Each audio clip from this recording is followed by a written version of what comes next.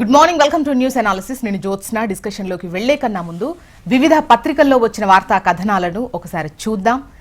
తెలంగాణ వార్తా పేపర్స్ చూసినట్టయితే ముందుగా ఈనాడు, ఇక్కడ వన్ ఆఫ్ టాప్ ఐటంగా అడుగులు ఆగనీకు అన్నటువంటి సూచనతో ముఖ్యంగా యుద్ధంలో వేల మంది ప్రత్యర్థులను సంహరించేవాడి కన్నా తన మనసును తాను జయించిన వాడే అసలైన వీరుడు, స్వీయ నియంత్రణతో తనను తాను వశపరుచుకోగలిగిన మనిషిని ఎవరూ ప్రభావితం చేయలేరు, సమయాన్ని వృధా చేయడం అంటే నిన్ను నువ్వు దోపిడీ చేసుకోవడమే అన్నటువంటి గౌతమ బుద్ధుడు చెప్పిన సూక్తిని తో ఉదహరిస్తూ ముఖ్యంగా నీ అడుగులు ఆగనీయకు, ఆచరణలో ఏ ప్రణాళిక చేసినా ఏం చేసినా కూడా దాన్ని ఆచరణలో పెట్టినప్పుడే అది సాధ్యమవుతుంది. ఒక విధంగా అటువంటిది లేకుండా నువ్వు ఉన్నావు అనంటే అది నిన్ను నువ్వు దోపిడీ చేసుకోవడం అనేది ఈ విషయం. సో ప్రతిరోజు కూడా ముఖ్యంగా యువతను ఉద్దేశించి ఒక టాప్ ఐటమ్ను ఈనాడు ప్రతిరోజు ప్రచురిస్తోంది. అందులో భాగమే ఇది కూడా. ఇక మేడ్చల్ శామీర్పేటకు మెట్రో అంటూ బ్యానర్ ఐటమ్ను మీరు చూడొచ్చు. 3 నెలల్లో డిపిఆర్లు సిద్ధం చేయండి, హెచ్ఏఎంఎల్కు సీఎం రేవంత్ రెడ్డి ఆదేశం. ఇక ప్రజలకు చేరువైతేనే మనుగడ, వారి సమస్యలు పరిష్కరించండి, ప్రభుత్వ పథకాలను జనంలోకి తీసుకెళ్లండి, మంత్రులు ఎంపీలు ఎమ్మెల్యేలతో సమీక్షలో సీఎం రేవంత్ రెడ్డి వారికి సూచించి ఆదేశించారని చెప్పొచ్చు. వాహనంతో బీభత్సం, అమెరికాలో కొత్త సంవత్సర వేడుకల్లో జనంపైకి దూసుకెళ్లిన దుండగులు 10 మంది చనిపోయారు, 33 మందికి గాయాలయ్యాయి. ఆ తర్వాత పోలీసులపైన నిందితుడు కాల్పులు జరిపాడు, దుండగుడి కాల్చివేత ఉగ్రచర్యగా అనుమానం. నెక్స్ట్ ఆంధ్రజ్యోతి. ఆంధ్రజ్యోతి చూసినట్లయితే మనకు 3 టాప్ ఐటమ్స్ను మీరు చూడొచ్చు.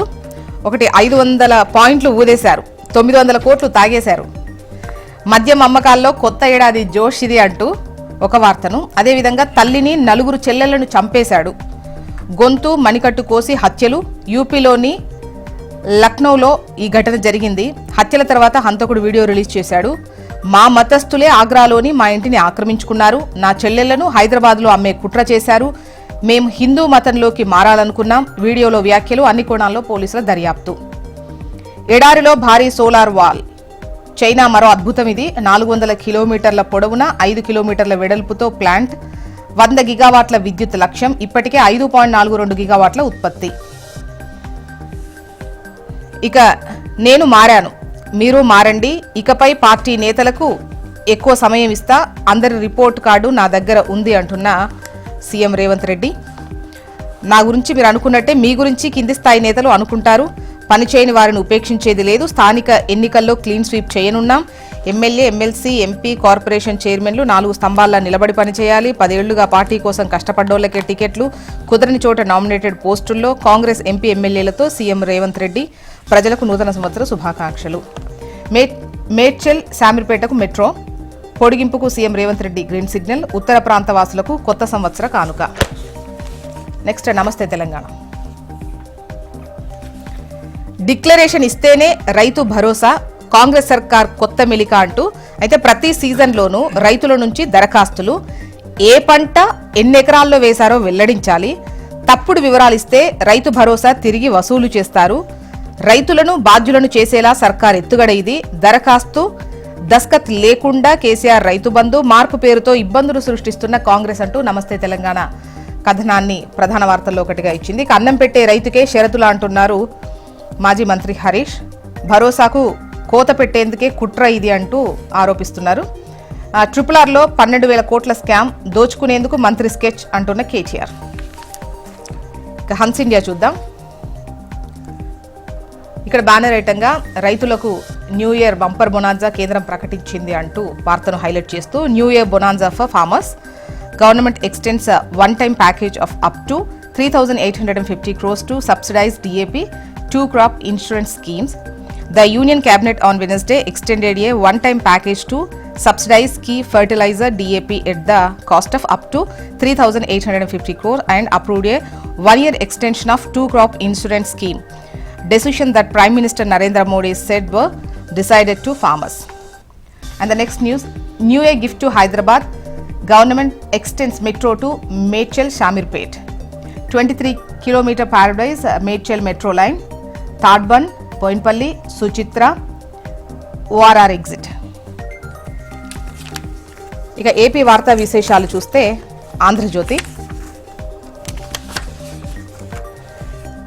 ఇక్కడ టాప్ ఐటమ్స్లో మనం చూసినట్టయితే ఆంధ్రజ్యోతిలో ఒకటి,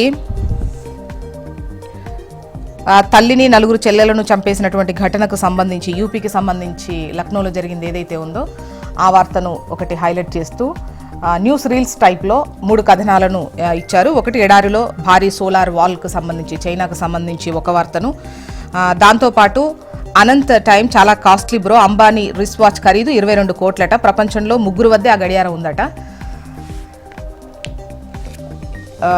దాంతోపాటు 200 కోట్లు తాగేశారు అంటూ న్యూ ఇయర్ వేడుక సందర్భంగా 31న భారీగా మద్యం అమ్మకాలు 2.25 lakhs కేసులు లిక్కరట, 70,000 కేసుల బీర్ ఫట్. మొత్తానికి ఇవన్నీ న్యూస్ రీల్స్లో మీరు చూడొచ్చు. మోయలేనన్ని పాపాలు, అవన్నీ మేమే మోయాలంటే కుదరదు అంటున్నారు చంద్రబాబు.